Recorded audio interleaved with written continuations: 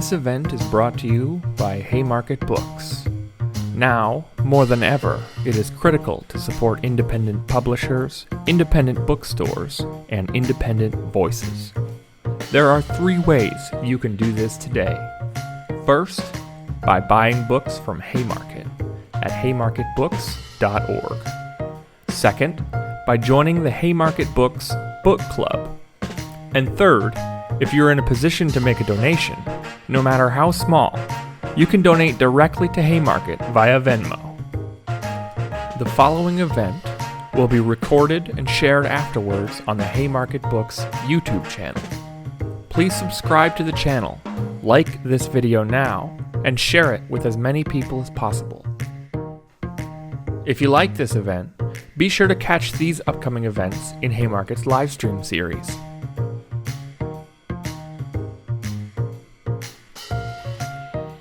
You can register for these upcoming events on the Haymarket Books Eventbrite page.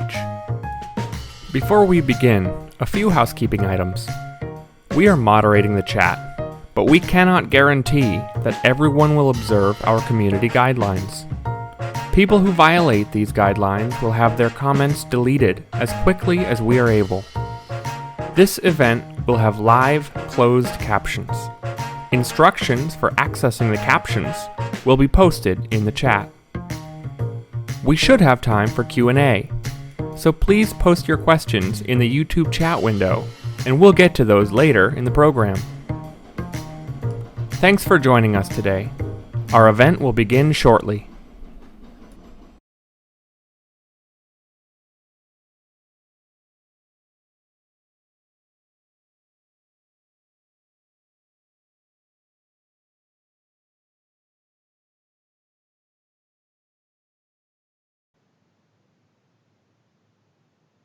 Welcome to our virtual audience, wherever you are in the world.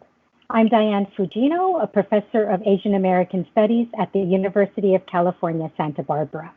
And we're here today to celebrate the release of a new Haymarket Press book, Black Power Afterlives, The Enduring Significance of the Black Panther Party. And I'm excited for this conversation with 3 powerful speakers, thinkers, organizers, artists. But before I introduce the speakers, I want acknowledgements. So first, I want to thank Haymarket Press for its fierce commitment to independent publishing and for its transformative vision as seen in its many amazing books and important public programs this year alone. Donations from this event will go to Haymarket to support sending copies of this book inside prisons. I want to make one quick announcement, which is a new book, The Brother You Choose, by Susie Day, focusing on former Panthers Eddie Conway and Paul Coates. And Haymarket is published this and sponsoring their book event on October 8th. And you can find info on it on the Haymarket Press website.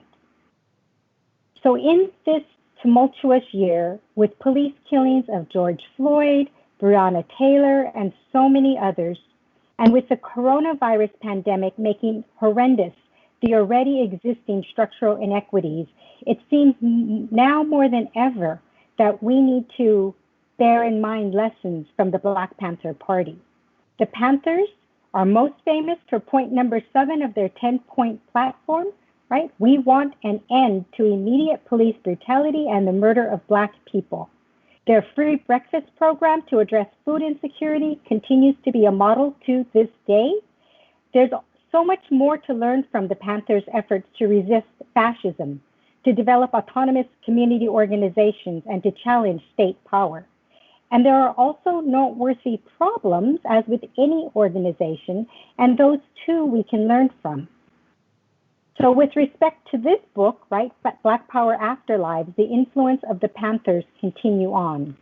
And I would be remiss not to extend my gratitude and acknowledgement to all former members of the Black Panther Party and the Black liberation struggle broadly, to Bobby Seale, Huey Newton, Kathleen Cleaver, and so many others. Thank you for your formidable vision and your extraordinary example. It's important to acknowledge our political prisoners still incarcerated today, including former Panthers Mumia Abu-Jamal, Maroon Schultz, and Chip Fitzgerald. And we need to also acknowledge our hard-won battles and victories. So former Panther Jalil Muntaqim recently gained parole after nearly 50 years in prison. He is a contributor to Black Power Afterlives, in which Jalil writes about the Jericho movement for political prisoners that he helped launch back in '98. Our very best wishes to you, Jalil. Marcus and I developed Black Power Afterlives because despite the unparalleled significance of the Panthers, and despite the ways the Black Panther Party circulates among activists today, in inspiration and symbolic meaning, in study of their struggles against police violence and programs to address food insecurity, and through cross-generational relationships with former Panthers, there is in fact little by way of a systematic examination of the ongoing influence of the party on later generations of activists.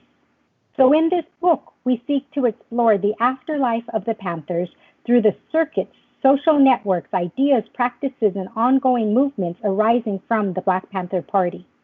And I want to give just a sampling of the book. So this anthology takes a rare look at Assata Shakur's life in exile in Cuba. The chapter on Michael Zinzin and the Coalition Against Police Abuse in the 80s and 90s in Los Angeles fills in the organizing against police violence between the Panthers and Black Lives Matter. There are chapters on Black August and former political prisoners Sekou Odinga and also Hank Jones of the San Francisco 8. An interview with Erica Huggins explores the way she coped with the murder of her husband, John Huggins, and her dear friend, Bunchy Carter, and her own incarceration and the forced separation from her infant daughter. The meditation and yoga that she began in prison continues to this day as practices of collective self-care and restorative justice. And she has a powerful story to tell. There are chapters examining the move from Black Power to Pan-Africanism, and there are also chapters on the impact of the Black Panthers on today's organizers. Okay, a shameless plug. The book is available for a sizable discount on the Haymarket Press website. I turn to my co-editor, Matef Hamakis. Thank you, Diane. Hotep, giving thanks to our creator, our ancestors, and our indigenous hosts, I'm very excited to join you to observe this incredible conversation of potent panelists, all of whom across the years I met through my co-editor, Diane Fujino. And tonight, I am blessed to introduce this short music clip, Police Chase. It's taken from Contested Home's Migrant Liberation Movement Suite 2020. It's a free jazz opera filled with combining jazz, hip-hop, spoken word, dance, visual art. It's performed by the Afro Yaqui Music Collective and the Contemporary Jazz Ensemble in conjunction with members of the University of Wisconsin-Madison's Artivism class. Music composed by Maggie Cousin and our own Black Power Afterlives contributor, Ben Barson, who is carrying on the music explorations of his mentor, revolutionary Fred Ho. The lyrics and vocals are by former Black Panther Party member Mama C, also known as Charlotte Hill O'Neill, and Nejma Nefertiti. I call her the Total Protein MC, microphone commando. The video by Adam Cooper Tarrant contains original artwork contributed by Rodrigo Carapia and Kim Intabang. Plus, you will notice the iconic images from one of our panelists tonight, Emory Douglas. The entire Contested Homes 2020 suite can be found on YouTube. So Police Chase, thank you very much.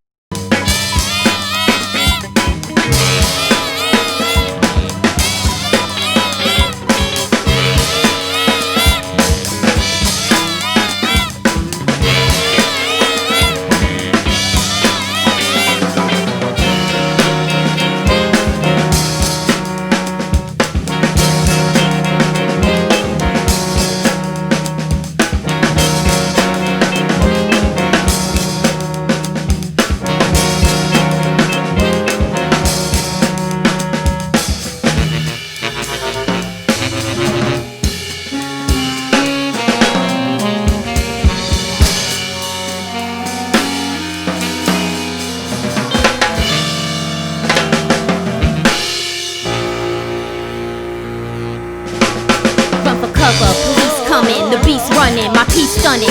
I'ma hit 'em, make 'em see something. Brutality, our daily reality. Killer be killed, my new personality. It's a setup, grab the bag, get 'em. They targeted fam, my comrades had to get 'em. Police murder people, lock 'em up and dead 'em. They beat her sister down, hit her till she bled, son. Corrupt system, she never got to kiss him. Her son didn't come home, they pistol whipped him, tortured him, stripped him, and tried to resist him. Search for no permission, no rights, none given, nothing different, same racism. Repetition, bust him in his eye and took him off the prison. Who's the enemy? Shooting at me cause of my identity. Bullets full of hate, screaming at me with obscenities and penalties. Full-blown weaponry supremacies. No peace penitentiary, recklessly. It's been happening for centuries. Try to take us out, erase all our memories, accuse me of accessory. That's the recipe, plant drugs on me while aiming at my sensory. Telling everybody they shot her accidentally. She didn't have a gun on her, coincidentally. She didn't have a gun on her, coincidentally. She didn't have a gun on her, coincidentally.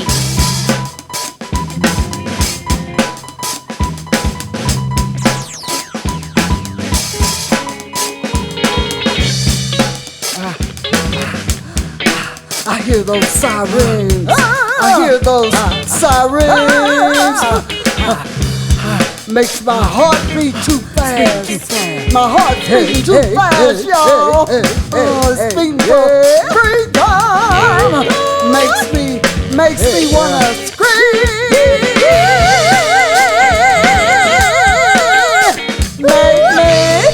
Make me wanna holler. Make me holler. Freedom. Freedom. Make me wanna holler and scream.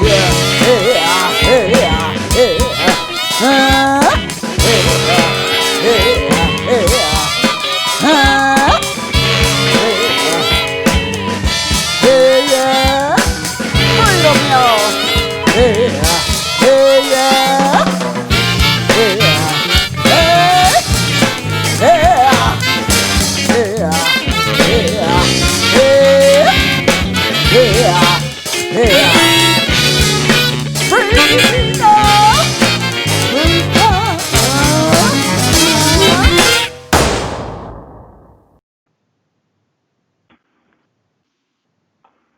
It's my first I want to say the thank you to Afro Yaki for their powerful music so clearly shaped by the Panthers, with Mama C's narrating and Emory Douglas's images. It is my absolute... Mama C's right on now. Oh. Just finished. Okay. Thank you to Afro Yaki for your powerful music, with former Panthers, Mama C narrating, and Emory Douglas's images. It is my absolute joy to get to introduce our speakers for today. Emory Douglas may need no introduction to this audience. He's the former Minister of Culture of the Black Panther Party and one of its longest members. We know his art as the most iconic visual symbols of the Black Panther Party. His book, Black Panther, The Revolutionary Art of Emory Douglas, traces his art and biography in the party. What's lesser known is the way that Brother Emory and his art travel locally and globally to influence radical movements from Chiapas to Cuba to Palestine to Australia and beyond, which is the focus of his chapter in Black Power Afterlives. We also have with us Mary Hooks, co-director of Song Southerners on New Ground, a political home for LGBTQ liberation across lines of race, class, ability, age, culture, gender, and sexuality in the South. She's based in Atlanta, and she was at the founding convening of the Movement for Black Lives, helped to start the Atlanta chapter of Black Lives Matter, and is the originator of the Black Mamas Bailout to get Black women out of prison for Mother's Day. The Black Panther Party has inspired her activism, and her interview in Black Power Afterlives examines Black queer feminist organizing and wide-ranging topics. Yoel Haile is a criminal justice associate with the ACLU of Northern California. He grew up in Eritrea and moved to California in 2006. As a at the University of California, Santa Barbara, he kicked up much dirt, including helping to initiate and negotiate the far-reaching Black student demands. His chapter in Black Power Afterlives focuses on the African Black Coalition, a California statewide Black youth organization. And one of its campaigns led to the UC divesting, the University of California, divesting from private prison companies. Wherever he speaks, Yoel calls forth the influence of the Black Panther Party on his activism. So welcome, Emory, Mary, Yoel. I want to start with each of you introducing your activist work and the ways the Panthers have shaped your politics and life. And it's only fitting that we start with you, Brother Emory. Thank you, Diane. Glad to be on this panel with all the distinguished guests that you have today. My name is Emory Douglas. I came to California in 1951 when I was about 7 years old. So that tells you I'm about 77 years old at this time in day. And growing up in San Francisco, there was racism in San Francisco and bigotry, just like there was all upon the rest of the country. As a young person, becoming aware of that and going into 1959 as a kid, watching the TV all the time and 3 channels, black and white. And all of a sudden, I used to watch the baseball games from Cuba with the black players playing in Cuba, and some from the States going to play. And all of a sudden, you see the interruption of the TV and then that was not knowing what it was, but it was the start of the Cuban Revolution that took place in 1959. And so I became aware of that later on after I flashed back to looking at TV and seeing it. As a youngster growing up in San Francisco, you observe, you see on TV as well, the civil rights movement and hoses being sprayed, young people being sprayed with the hose, dogs being sicked on the marches, all those things. Then from time to time, you get the international news and you see in South Africa, you see the same thing. The tanks in the community, the dogs being sicked on them, all of the same thing. So, and fast forward to when Fannie Lou Hamer first time went to the Democratic Convention. I'm still growing, naive, but I'm rooting for justice and righteousness. And so I see the delegation at the Democratic Convention. They refused to allow the delegation to represent Mississippi because it was an all-black delegation. I recall that. And then getting involved at the Black Arts Movement in about 65, around that time.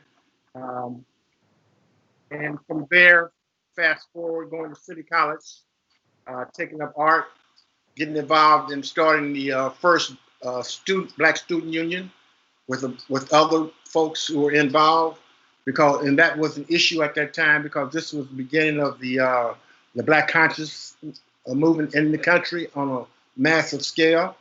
And so you begin to define yourselves as African Americans, Black, as opposed to Negro, the colonial name that was defined by those who were oppressing us, was trying to keep us in our place. And so there was a lot of resistance to that. Fast forward again, I was about City College, about 4 or 5, 15 minutes away from City College, San Francisco State. I used to go out there all the time because that's what all the cultural activity was. I recall then they brought Emory Baraka out there to do theater.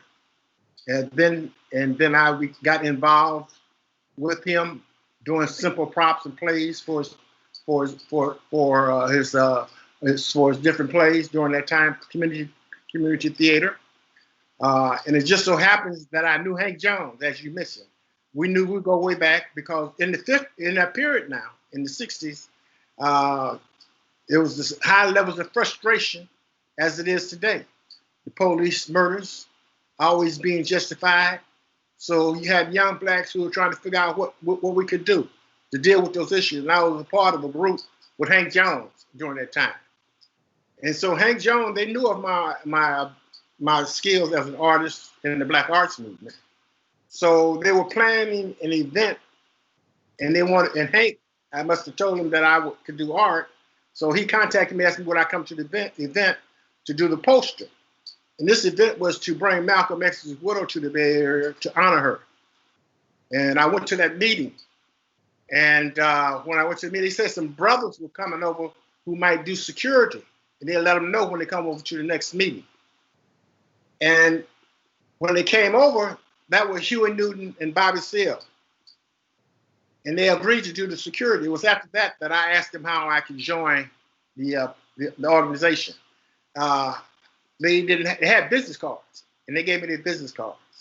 And it was thereafter that I used to call Huey and Bobby in the morning, go over to Bob Huey's house, hang out with him.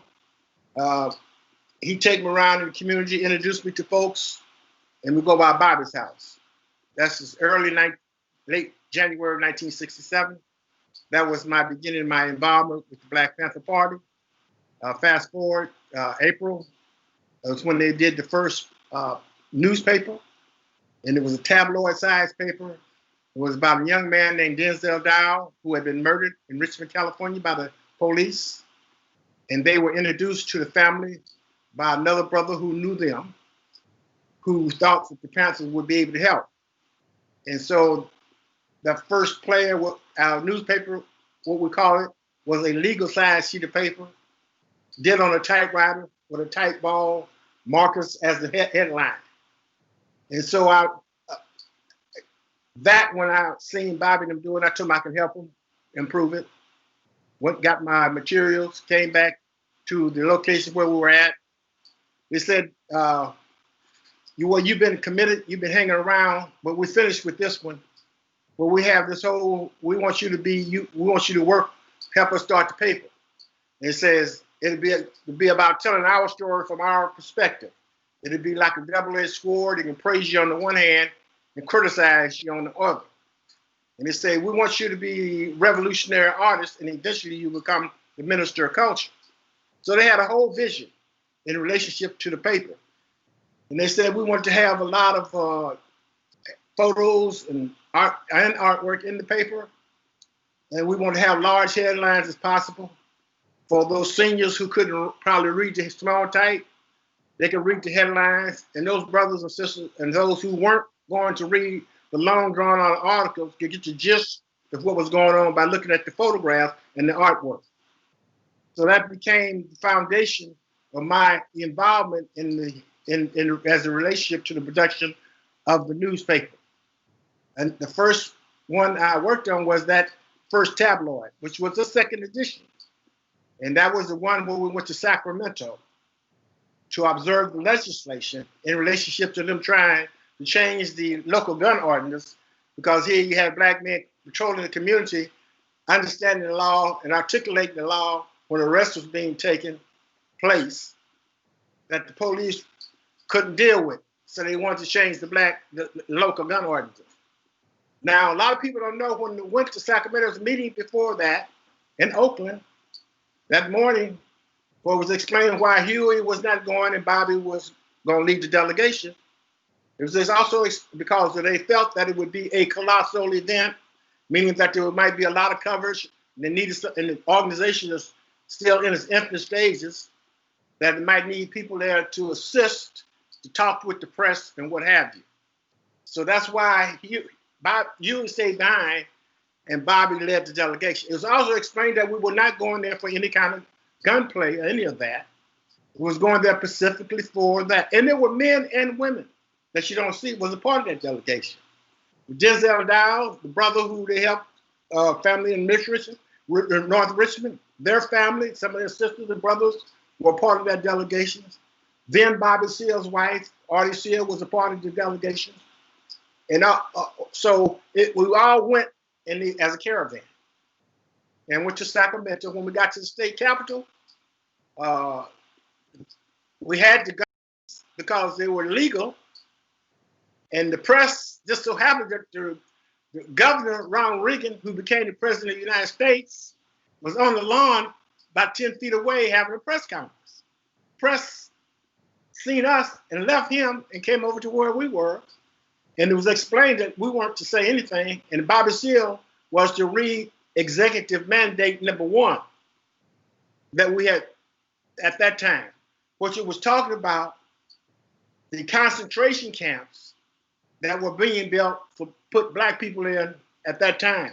What we talk about now is the prison industrial complex.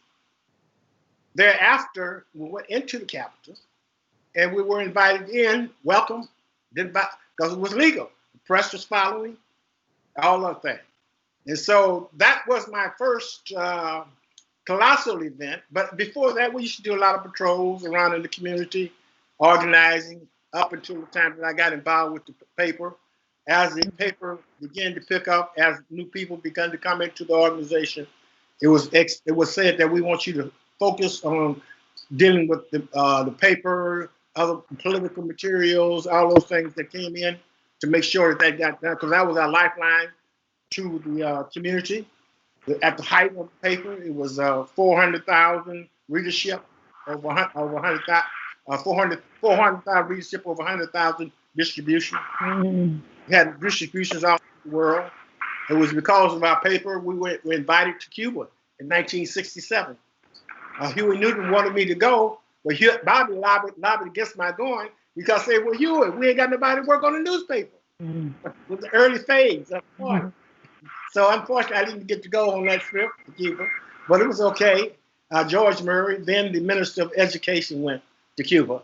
So when our paper was always about solidarity. We always had an international section in the middle of our paper that deal with the Africa, Asian, Latin American news and solid liberation movements. Even then, we were invited to, like I mentioned, to Cuba and to many other solidarity with other third world and revolutionary movements around the world during that early period. Yes. Brother Emory, there is so much to say and so much to learn from the Panthers and your involvement with it. And we're going to take up some of these issues as we continue this. Thank you so much. Yes. Can we turn to Sister Mary and then Yoel after to speak to your activism and also how the Panthers influenced you? Yeah, well, certainly my gratitude is long for being a part of this project, for being a part of this discussion. I got my paper out. I'm taking notes. I am here for it tonight. So just super, super pumped. And my activism started when I moved to Atlanta about 13 years ago. And of course, I came with all the things, I think maybe it was like 25 or 26 at the time. And I'd seen different watershed moments happening, in the world, but also just the way I grew up. And really seeing the impacts of the war on drugs in my family, what it did to my mom, what it did to my aunt, what it did to my people. And also a lot of, what I just saw happen in community. And there was just so much that I didn't know, but I felt oppression. I didn't have the language for it, but I just thought it was our fault. Like, why we keep making bad decisions, But it wasn't until I met a woman in a bar one night, and she told me she was trying to stop the shackling of Black women while giving birth, Paris Hatcher. And she was doing something about it, I think is what floored me. Like, what? You're doing something about it? And that it was happening. And shortly after, she introduced me to Song. And Song was doing like a mentorship circle, social justice 101, like a political education jam. Like 6 months. And I was, invited to participate. And I remember like being in those sessions and I didn't understand most things that they were saying. Most everything was going over my head. I was like, capitalism. I just never heard none of that. You know what I mean? Like, I ain't know none of that, yo. And I just remember thinking like, I never want to talk like them because who can understand this? I don't understand this. But I think, but afterwards, what I did realize is what I felt and how it made me feel. And I was like, something feels righteous and something feel like gospel. And I'm going to do whatever they asked me to do, even though I didn't quite get what it is that they were doing. I just was like, put me in, coach.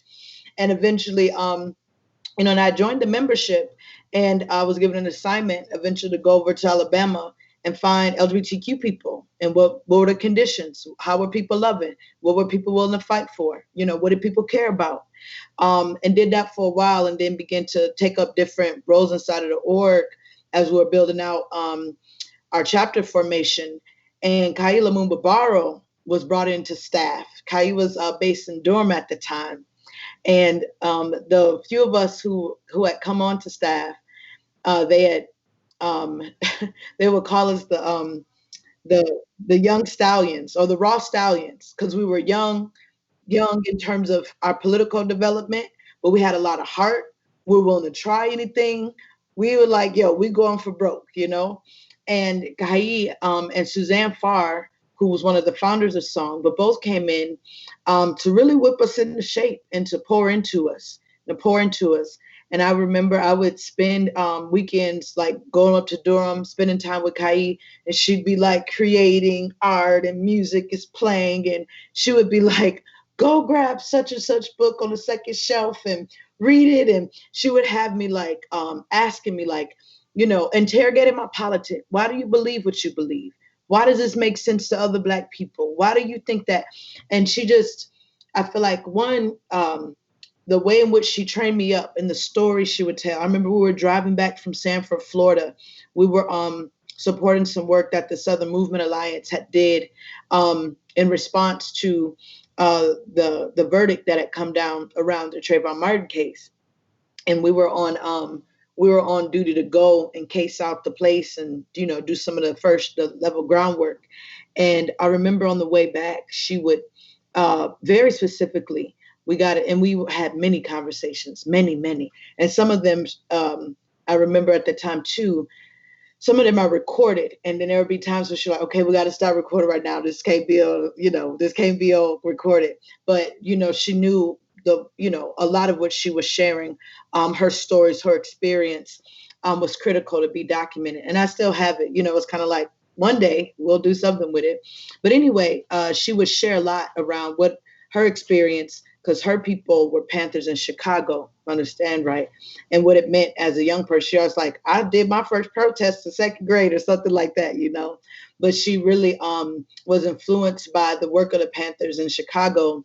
And I believe joined the party at some point. I'm not exactly sure what years, but she would talk about, what it was like as a Black queer woman inside of the formation and what it meant, as, in terms of like just what it meant to assert leadership, to be in those spaces, to like, be talking about patriarchy, et cetera. And so I think that, not to mention just a historical memory of struggle and folks that she'd, names she placed in my mind. I'm like, I probably will never meet these people, but like just to hear what the work that they did, the sacrifice, and then I will also say too, in this time, I feel like we've been, in terms of song and the movement for Black lives, and a lot of what the work we're doing here locally, as we beg this question on abolition, knowing that it's a build and dismantle flow of, with all things. But I feel like there's a lot of inspiration that folks are now looking at the Panther Party to say, all of the survival programs, like, whoa, that's the level of type of infrastructure we need to be building, and really thinking about, not just like these, we should do the same programs, but also obviously set in our current and concrete conditions. But there was something I had read somewhere that maybe, and I could be wrong, so Emory, you have to tell me later if this ain't right, correct me, because I've been holding this in my mind about how the Panthers would say, like, and I'm just throwing some numbers out here, 80% of any monies we have is going to go to our survival programs. 20% is going to, any work that we're doing that's around the dismantle or like the confrontation safe type stuff.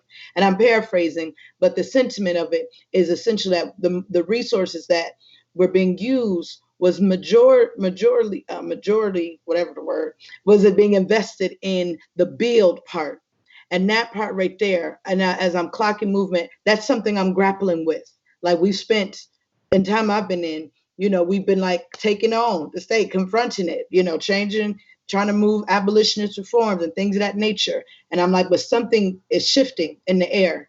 And so I've been really trying to interrogate that and what that means for movements who, a lot of our work is about confronting power in that way, and moving reforms, abolitionist reforms.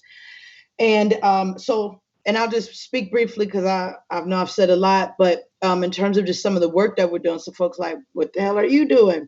But I was so excited to be able to reflect on the Panther Party stuff. But, song as a political home for LGBTQ Southerners. We know that because we live at the intersections of race, class, gender, all the things, that our work is to build we're a multi-issue organization. And so work Song was doing 10 years ago ain't necessarily work we might be doing right now. And so in this political moment, a lot of work that we've been doing is really grappling around abolition. And what does it mean to particularly look at this issue around pretrial detention? For a few years now, we've, hammered away at we need to get rid of that, because too many of our folks have been caught up in the system just because they ain't got the money. And we see the class struggle that's at play there.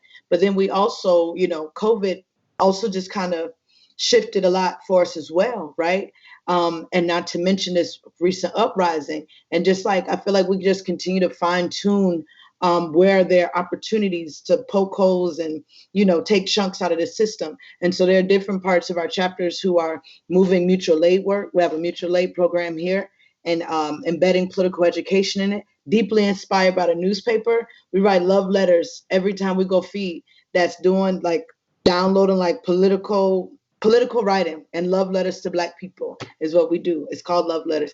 And in addition to, bailing people out, but that's minimized the more which, in this uprising, a lot of our work is literally how do we absorb people into organization? And what is that process? How do we do it well?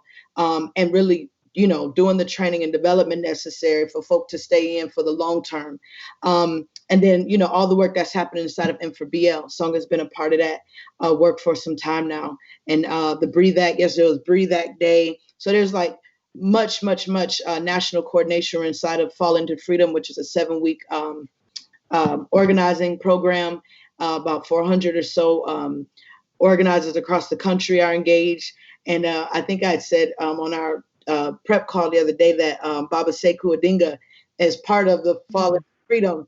And he's on the in a train. This is really cool. So it's really cool to come back full circle. But there's so much to learn. And just, again, grateful to be here. Thank you, Mary. I have a million questions for you about song, but we'll get to some of them later. Yoel, could you speak to your activism and the influence of the Panthers on you? Yeah, sure. I don't even want to talk. I just want to listen and just take my notes and be inspired. And thank you for having me, and thank you for the opportunity to be part of this book and to be in conversation with my elders and older siblings here. My name is Yoel. I grew up in Eritrea, and for those of you who may not know, Eritrea is a country in the northeast of Africa, right by the Red Sea coast. And I came to the United States when I was 15, 16 in 2006. But one of the things that are foundational in my political development is the history of my country. Eritrea went through a 30-year armed struggle to get its independence from Ethiopia, a neighboring country. And the history of that armed struggle is something that's, pretty much etched in all of us, that, we're all very aware of. The sacrifices that happened in order to get our independence. And, there is not a single family in the country that has not that does not have a martyr in the family, right? That did not contribute to the armed struggle and all its history, on all the things that happened.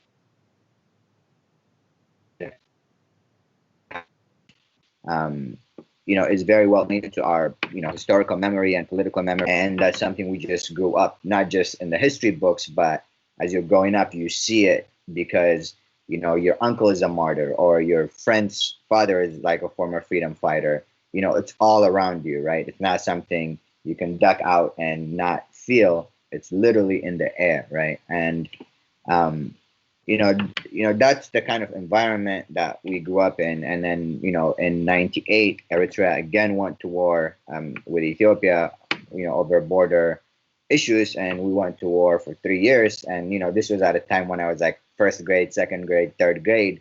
But memories of that are also, like, for a lot of us, who were very, very young at that time, who were really children, um, there are things you remember about what happened, right? And then for our older siblings, cousins, the people who actually had to go fight in the war, it's obviously way closer to them. But um, the culmination of those things, factors existing in my life and the life of everyone around me, was that we understood always very clearly what colonialism means, what imperialism means, what it means to have your freedom encroached upon, and having to defend that with arms, and the kind of organization and discipline that's required to beat colonial forces, to maintain your independence.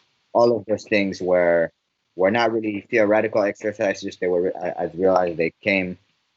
And in Africa, especially post the 60s, 70s, one of the things we've witnessed is the transition of liberators into oppressors, right? And that's also part of the political discourse and the contradictions that we've had to deal with. And coming up in that environment and then immigrating. But what I did not know, in that is what was happening to Africans outside of Africa, right? We understood very clearly what the U.S. involvement was in African affairs, that there's a vested interest by the former colonial countries in wanting to divide Africa and Africans, and wanting to keep us in constant war with each other, and in using the divide and conquer techniques that they use everywhere, even amongst us.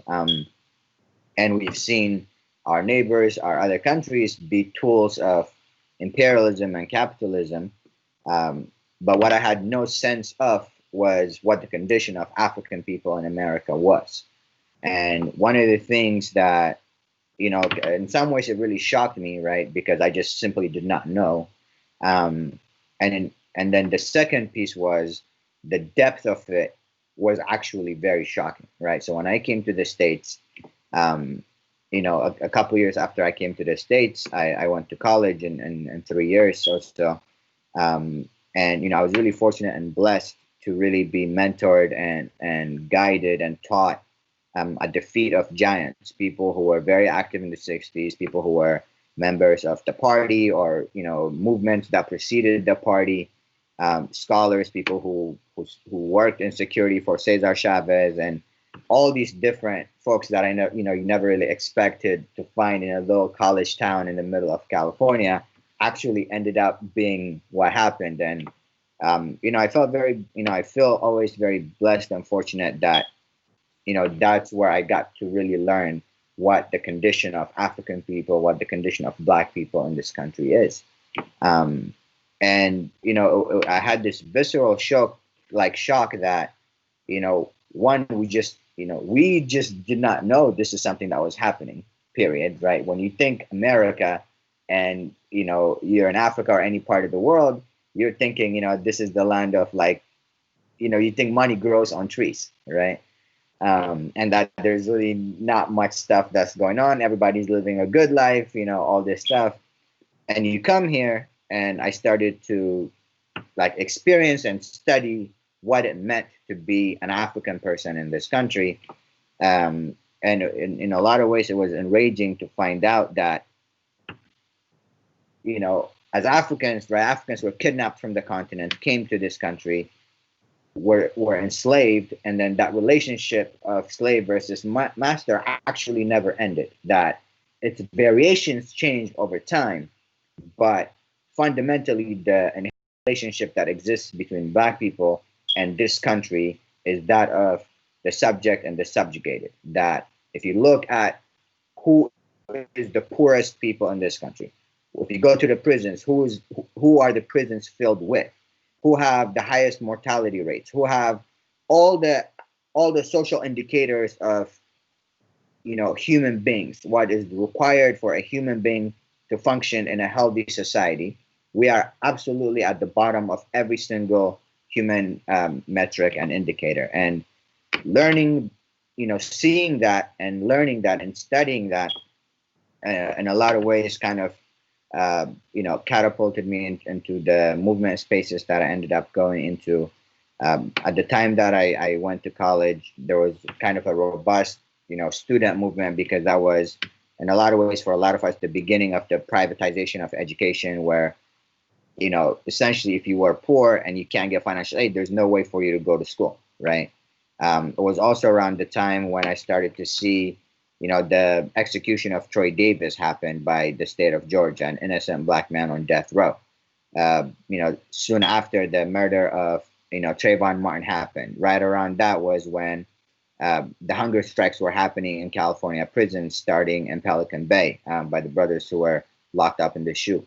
And as I started to see these things and kind of start to experience them, it kind of led me to the path that, I was going to. And, we got involved in a lot of, youth uprisings and movements that happened in the last 10 years. And the thing, I think, to answer your question about the impact or the influence of the party, what I saw in the structure and the discipline and the work that the party did was something familiar, right? Which is that the way to defeat colonialism, the way to defeat imperialism, the way to defeat capitalism is not through disorganized, spontaneous movement, but it is through organized and disciplined organization that wages, a clear and, sometimes protracted struggle, exploit weaknesses, and always building the capacity of the organization in order to be of best and sharpest service to the people. Mm-hmm. Thank you, Yoel. Boy, you all raised so many issues that we need to continue, but I want to start with this one, right? Because one of the biggest issues of the day centers on racist police violence, right? And how we organize against it. So the concept of abolitionism that Mary just raised, right, is taking hold in a way that, for those of us who've been in the movement a long time, in some ways it's surprising that it's taking hold in this way, right? But in other ways it isn't, because it's building on the work of people like Angela Davis and Ruthie Gilmore and Critical Resistance from 20 years ago, and on folk like W.E.B. Du Bois, right, who writes in Black Reconstruction about what abolitionism is, and it's what Mary was talking about. Or it's not just the dismantling of unjust systems, it's also the building of alternatives in its place.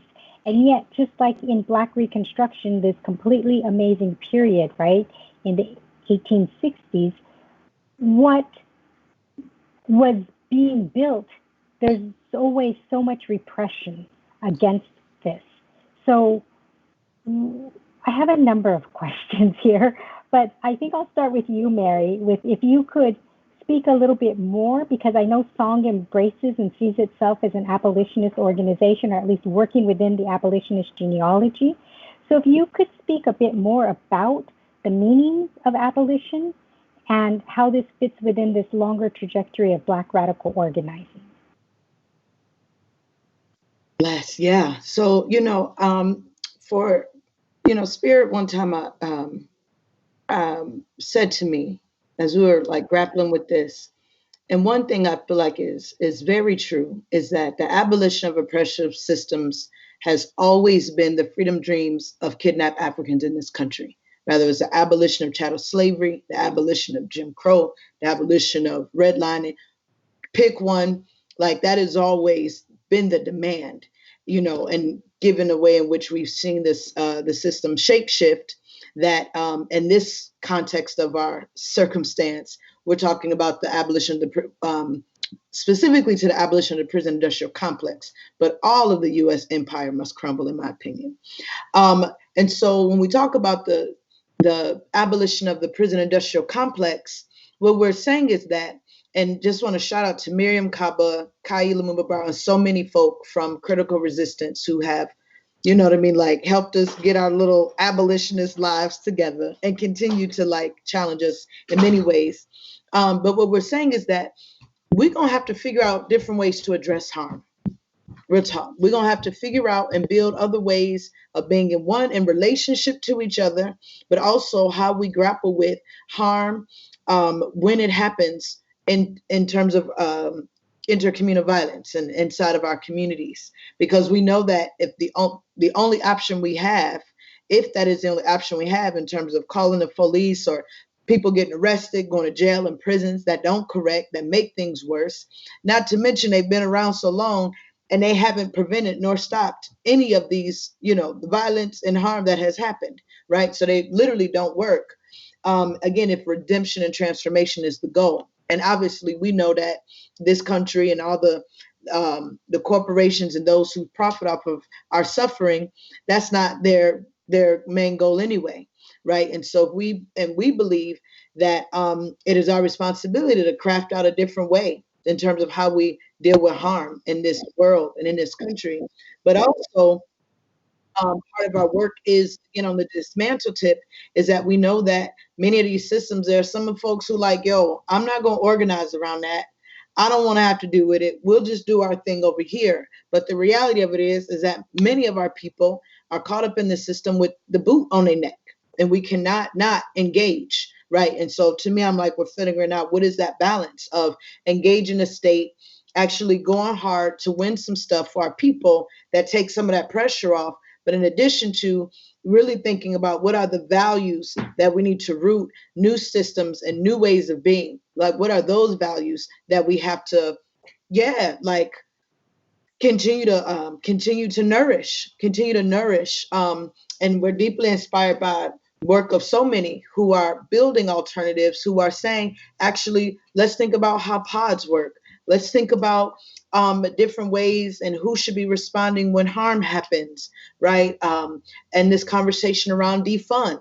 Many people, it's so interesting how many people have been like, you shouldn't have said it like that. We're like, but we meant what we said. We meant what we said, because ain't nobody batted an eye, and I'm saying nobody very loosely. But when we the social safety net has been defunded, public schools and all the things. When we're talking about defunding the very thing that's killing Black folk, coming up in their house, shooting them while they sleep, then folks want to, get all weird about it, And so we also understand that part of that demand is a call for the moving of public monies and resources, not into institutions that's going to keep gunning down our people, but also, and being a dragnet and pouring our people into institutions. But how do we take those money and actually put it in community control budget lines, so we can have community control over the systems and things that we need to keep our folks safe and to deal with harm when people give each other the smoke, because it's humans and we do that, So anyway, that's the current conversation we're having around abolition. Yeah. I want to connect to this by thinking about movement building. And so my next question is to you, Yoel. And as you mentioned here right now, and also in your chapter in the book, right, that you see a necessity for, of course, collective organizing, but also for discipline and for study as well, right? And the African Black Coalition has waged some really intensive campaigns, and I've been impressed that some have succeeded, right? These are never easy. And so my question around movement building is, can you speak to what you think is needed at this moment? The big question in terms of organizing, right, to truly create an emancipatory society? Yeah, that's the $1 million question. I think,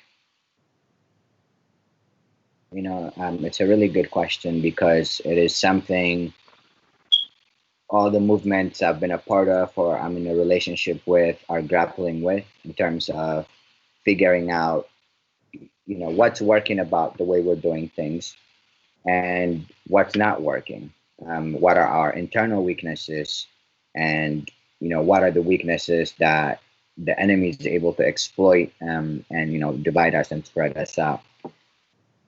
I think for me, going back to the Panthers and all the other movements,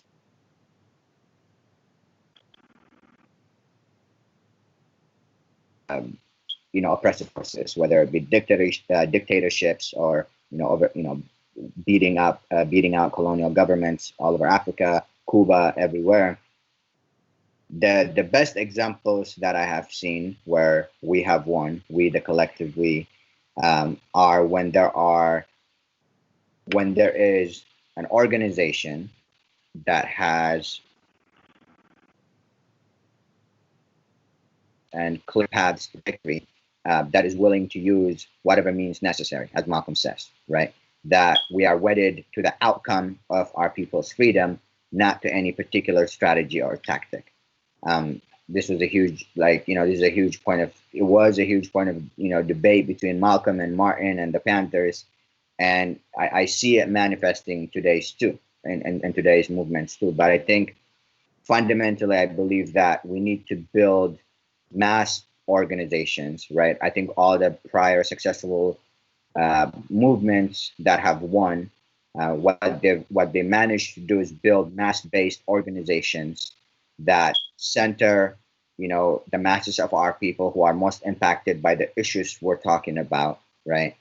And that these organizations have a clear chain of command, that they have really thought about the real power of the opposition, the real strengths and weaknesses of the opposition, and have systematically, categorically, and in a protracted way attack it relentlessly until it caves.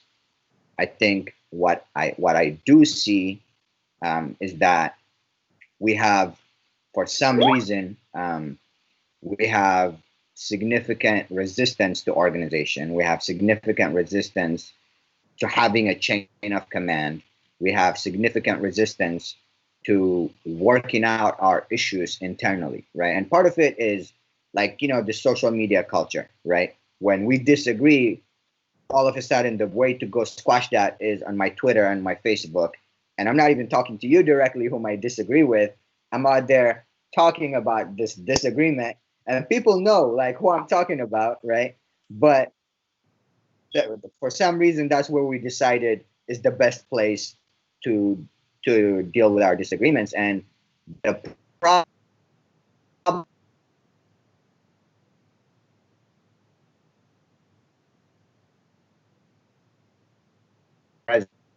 is that, one, we have not really managed to successfully build mass-based organizations. I think we've successfully created spontaneous mass demonstrations.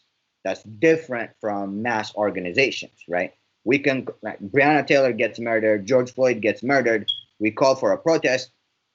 1,000 people come. That's great for that day. But a month from now, when I need to be able to call 1,000 people and have them show up for something, right?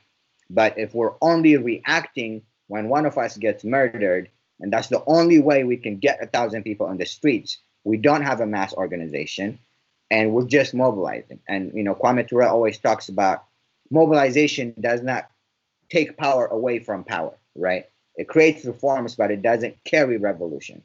And I think that what is needed in this moment is we need to figure out, those of us who say we are organizers, that we're committed to this thing, how to build mass-based organizations, how to instill the kind of discipline that we saw that was in the Panthers, and also recognizing that the resistance to chain of command and all of that has some validity, right? The fear is that if we identify this is our chairman, this is our minister of culture, this is our minister of foreign affairs, that the US government will go and assassinate all three, right?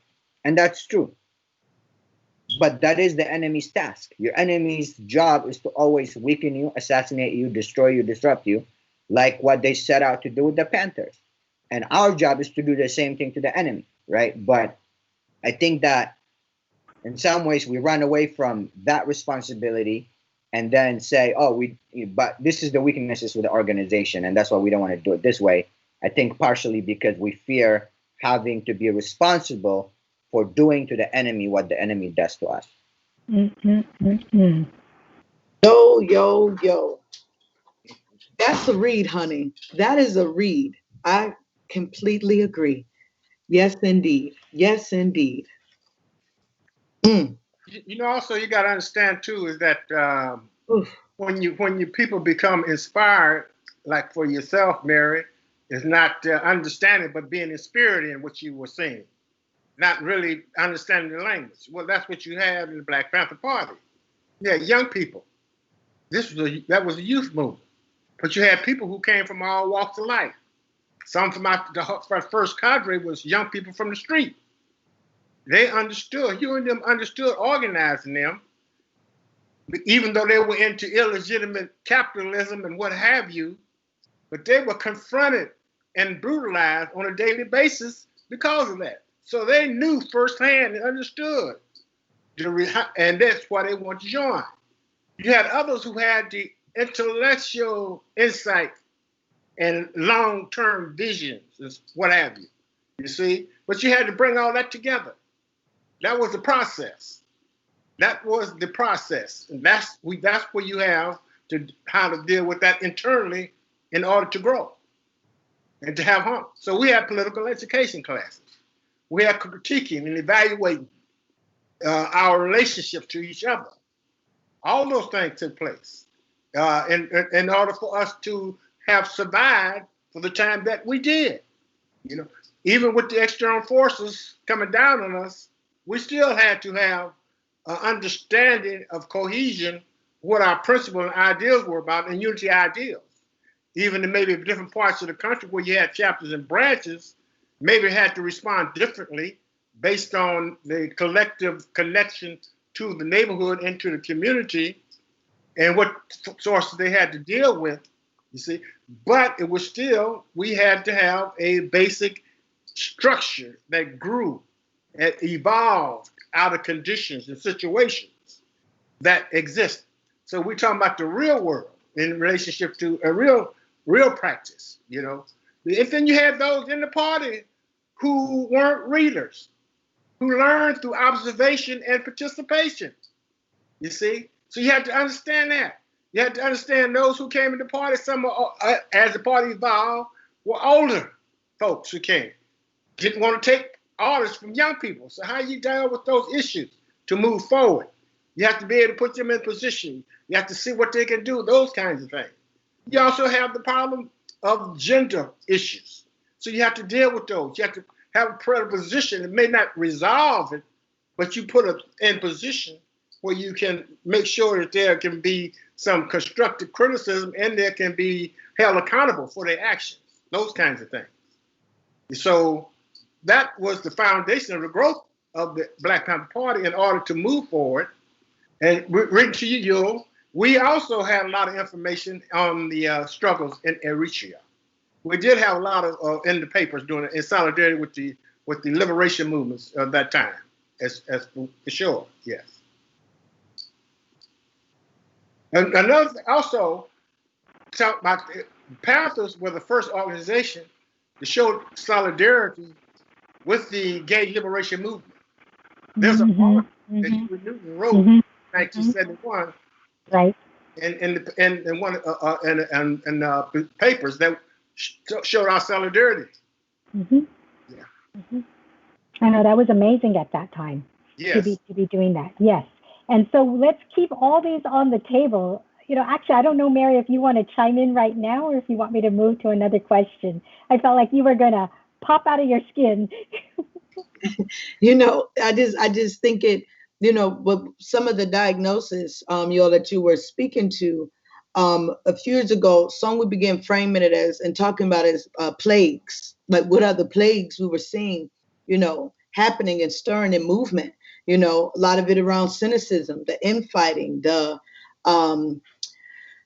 there's about 5 of them that we were like, now these things right here, and also being very clear, like when we choose to, you know, spend a lot of our time doing that, we also choose not. There's choices being made all the time, you know, in terms of what we give our time to, our energy, our capacity to, in service to the liberation of our people. And oftentimes I hear people say, well, that is the work, right? The bringing folk in an organization and then, you know, figuring it out together. You were talking about Mr. Douglas, but I feel like, you know, what's that? How do we right size a good balance, you know, to be and struggle with those who are, you know, conscious and in the programs and in the political education versus what is our role as conscious focused commentary, the role of the conscious is to conscientize the unconscious.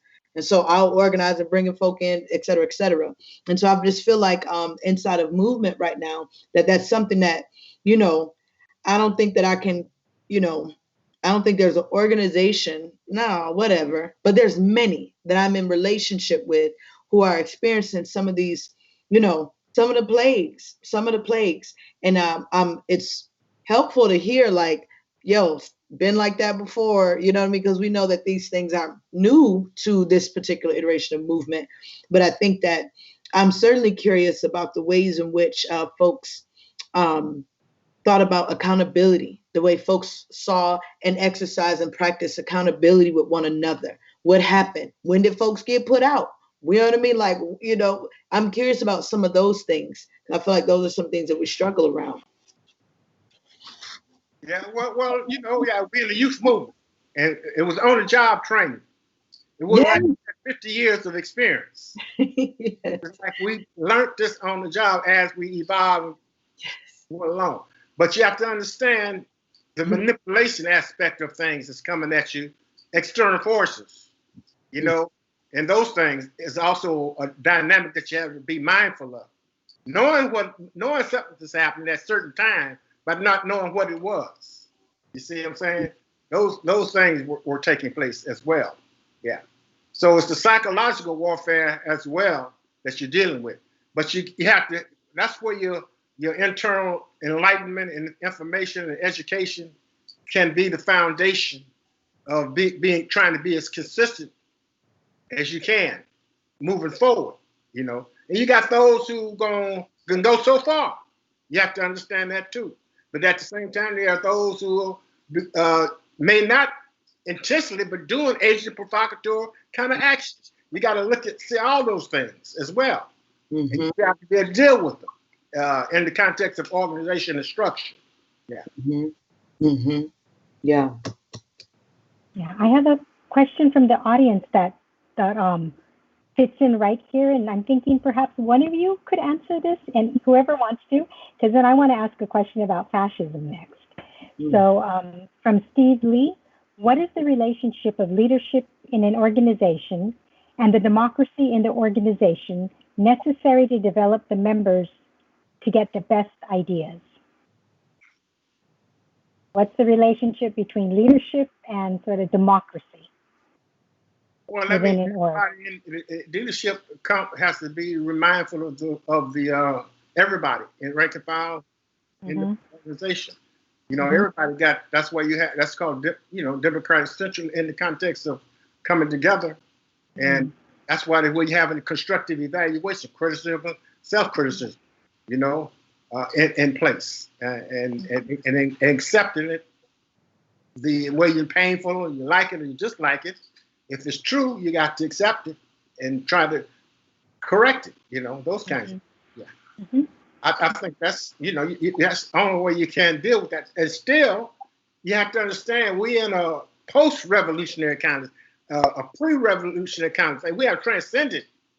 People come into organizations with the baggage that they were inherited, grown with, inhabited with, addicted to, all that. You have to cleanse that out. That's a process. And that's not an easy process, but it's an ongoing process. So that means you have to have apparatuses in the structure of the organization to try to work and deal with those things as you go forward.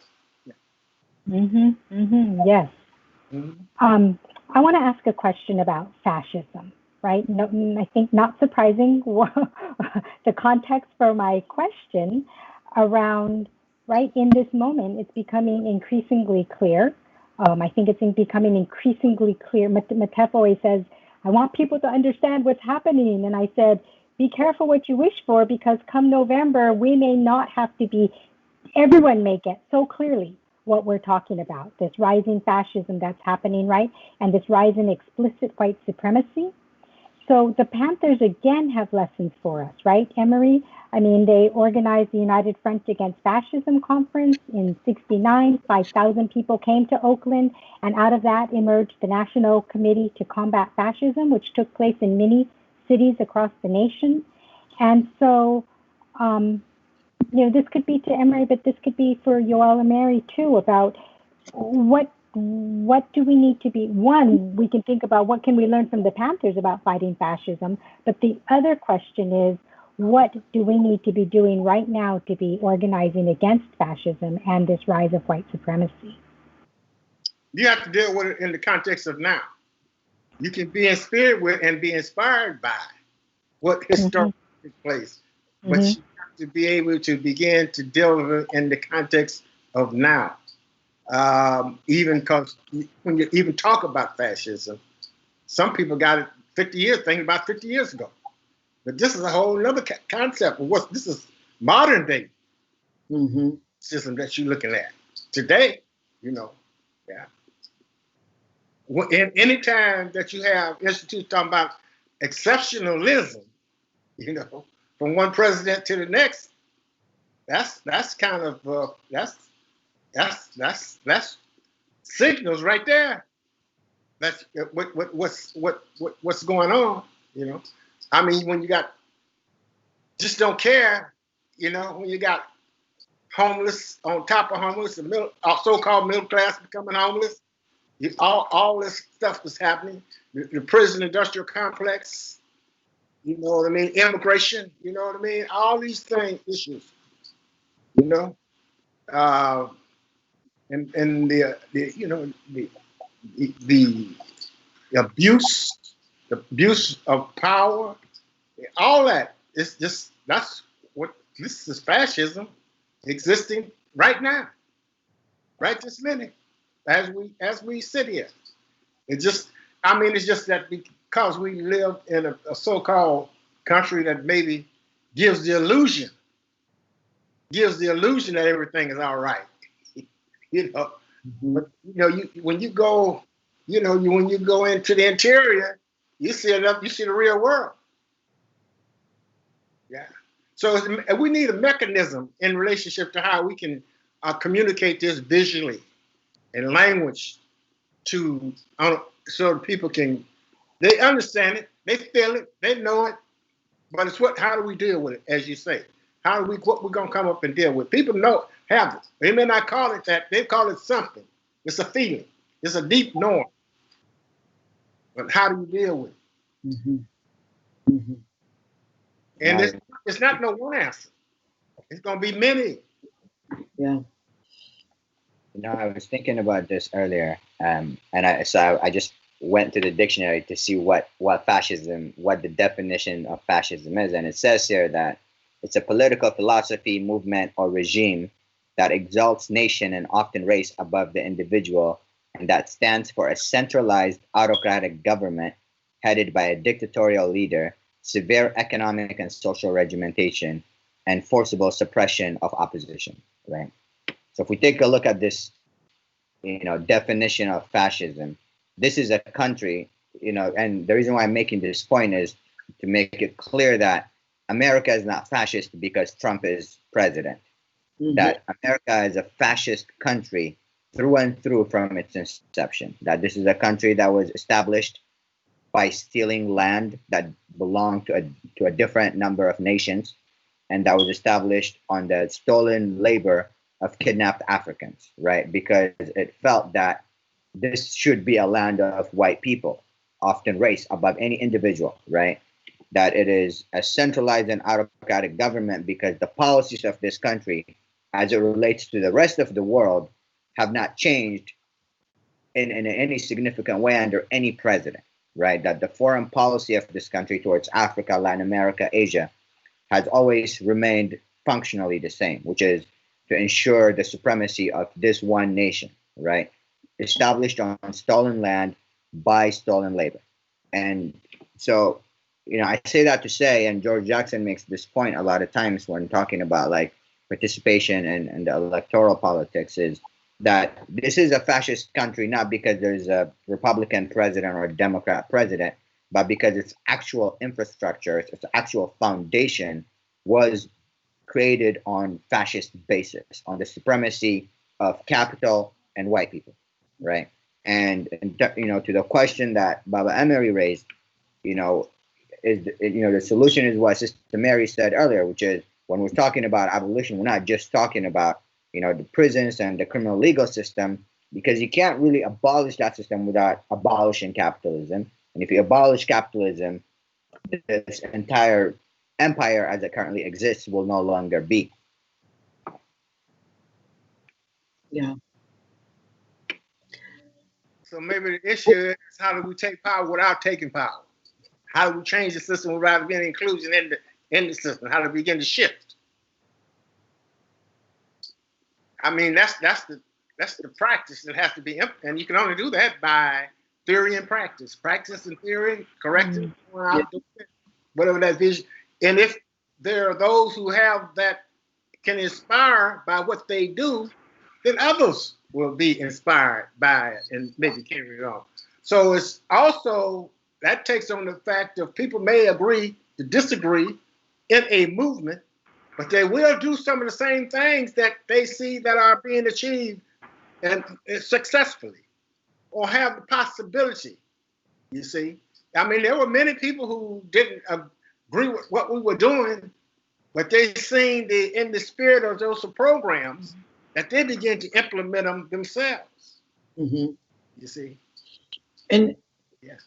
So what a good example of what you're just saying is when you say to people, you're talking about everyday folk, not when like the US was like, oh, y'all got free breakfast, that program, we're going to do that school lunch. Not that. That's not what you're saying. You're talking about when everyday folk see a organizing project and like, hey, let's do it too. And you begin to build scale because folks replicate, bring nuance, whatever. Okay. Yeah. That was even in the context of the system itself. That was the reason why you had the free breakfast program. People demanded that in the schools. People demanded that. When we talked about kids going to school hungry because the mother had to make the decision, the parent had to make the decision, or paying the bills, or putting food on the table, or paying the rent. You know what I mean? So kids couldn't work because they were malnourished and couldn't focus. Attention deficits, all that, because of not having a nourishment and what have you. When you articulate and communicate it, people can understand that. Then if you have those who are like-minded or even understand it and want to help transform that, then you can probably get something together to do things. You know? That's just on that level, in that context. I think that some of what made the Panthers so dangerous, right, and why repression came down so hard is that they were doing all of this. They were doing the building that Mary was talking about, right, with all of the survival programs. But they weren't, as you guys are saying, these programs just to do good. They were done to reveal the contradictions of racial capitalism and colonialism, right? To show, for example, why the Panthers could do so much with so little, while the U.S. government does so little with so much. But there were so many elements to this. The political education was part of the Panthers, right? The self-defense was part of the Panthers. The reading, the intensive reading and study of internationalist thinkers from Africa, Asia, Latin America, and the U.S., right, and elsewhere. And so they were really diving deep and doing deep critique. And so I want to get to a question that emerged in our prep meeting, which is about the influence of internationalism, right, and Pan-Africanism. And, Kwame Ture says, right, Stokely Carmichael, the highest expression of Black power is Pan-Africanism. What that means exactly and what you think is something we can take up. But here's the second part of what I want to ask, right? People sometimes see a contradiction or an impossibility between Black liberation, between national liberation, between what people would say nationalism, even revolutionary nationalism on one hand, and on the other hand, internationalism, especially as it's rooted in anti-colonialism, right? Especially as it's rooted in third world solidarities. And clearly the Panthers lined up on the side that you do both, right? You do the national liberation and you do the internationalist struggles. And so I'm wondering what you think about this contradiction and if you think it's still relevant or if it's an outdated model. And then besides the nationalism, internationalism question, the question of how nationalism lines up with Black queer feminism. So let me start with Mary, and then we can go from there. you know, and I raise this because this is something I'm literally like, I need a solid answer. But in my heart of hearts, I thoroughly believe that and what Kwame Ture expressed in terms of what the highest form of Black power, and I would even say Black love, you know, is Pan Africanism.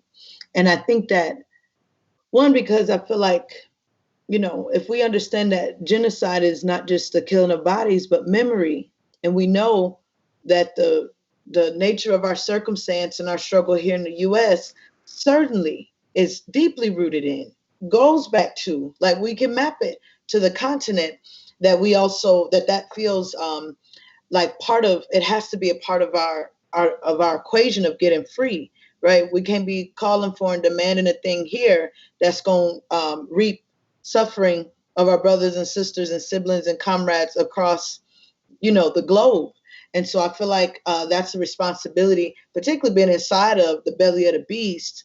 And I think it, you know, there are obviously some difficulties in navigating that. You know what I mean? Like, as Yoel was saying, you know, like you know, like I know the struggle in the U.S. with Black people was like that, you know, and being able to build a depth of relationship where we can be able to give, you know, on a concrete assessment of really what time it is. I think is important, because then it also right sizes what does solidarity really look like? What do we have? What do we have access to? And what can we be pouring and giving to each other in order to, you know, be able to, to get free together.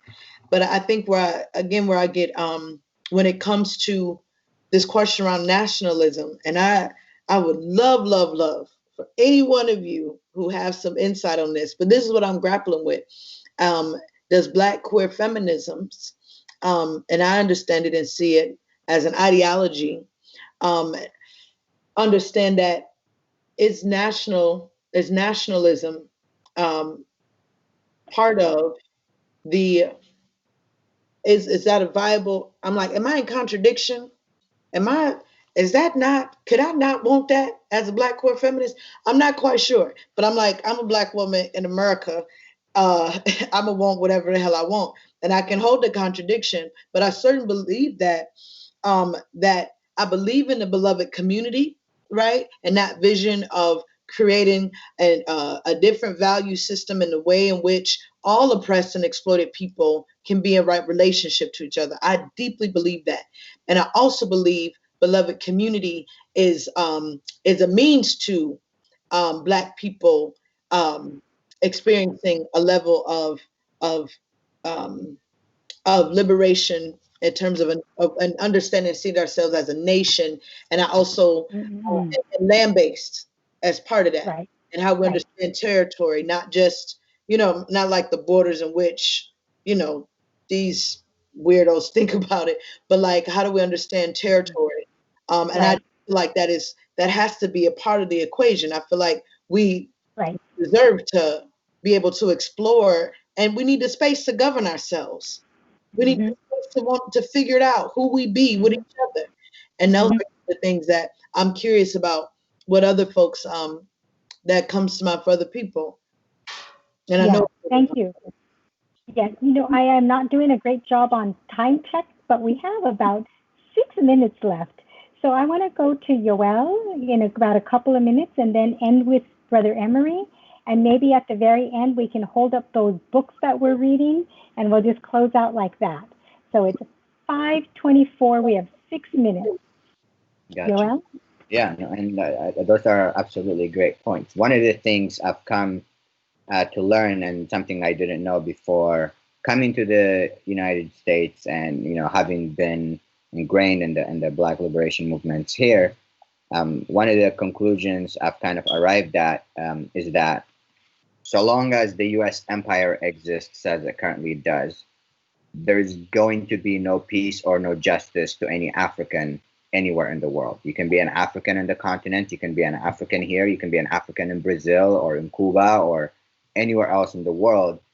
That the existence of this empire as we know it is predicated on the misery, murder, exploitation of African people wherever we are. We are the source of eternal labor and exploitation, right? Mm-hmm. if that's the case, then the best allies those of us in the continent have to actually, weaken and dismantle this empire are the Africans here. Because if black people in this country seceded from America, for instance, right, there would be no NFL, there would be no NBA, there would be no chief, there would be nothing, right? The actual foundations that make this country stand, and economically, socially, politically, and in every aspect of life in this country is predicated on the fact that there's black labor to be exploited, and there are black people to be caged, and that there are black people to be murdered, right? If you remove all those things, then what does this country actually stand on, right? Mm-hmm. And as an African on the continent, I'm catching hell because America has enough arms to bomb me, right? But if America cannot exist here because whatever it is exploiting in order to accumulate the kind of wealth and military power that it has, I have some sort of relief here. And for black people here, Africa, we are African people, right? That's the starting place. Right. No matter how you want to cut it up, at the end of the day, we have one source from which we come that have a linked fate because of who we are, because we come from one place, that our fate, no matter where we go, is linked, right? And so because of that, Africa should always be the home base for any African, no matter where we are, right? And that's the place from which to mount struggle, that's the place to which to seek refuge, right? And I think, to Sister Mary's real point, which is that black people in America, we need a place to govern ourselves, right? I think, nation building is like, I see it as a never ending process, right?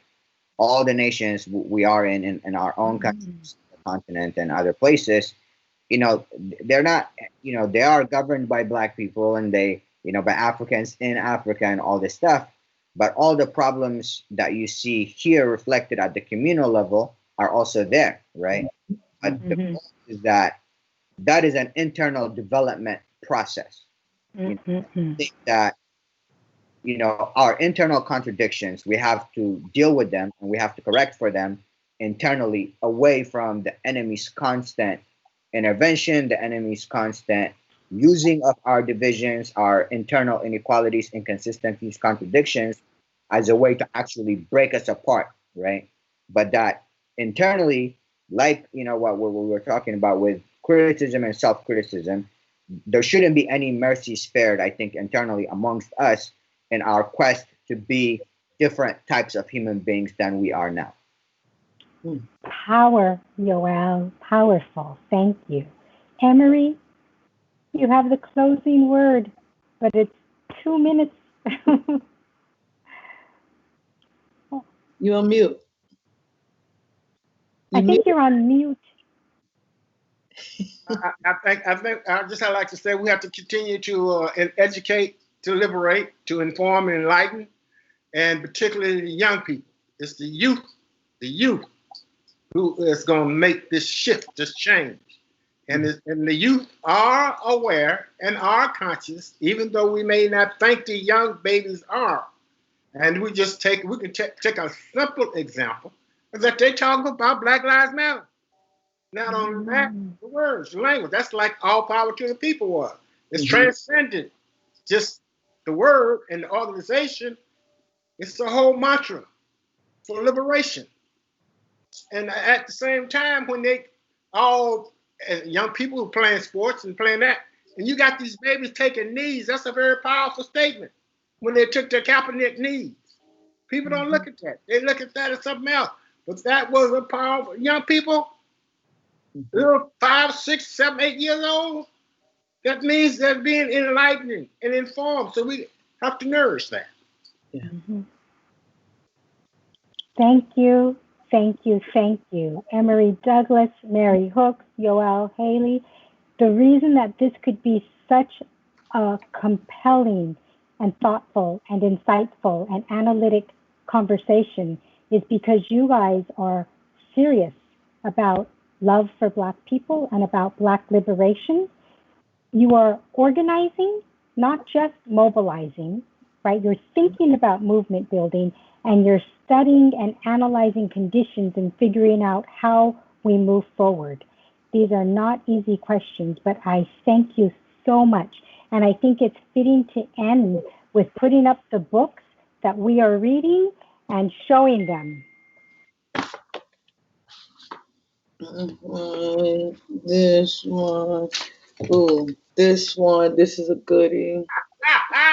Okay. All right. And I think we are out of time. Thank you all to the virtual audience as well. We'll continue the conversation. La lucha continua. Yes, peace and love. All right. Love. Thank you. All power to the people.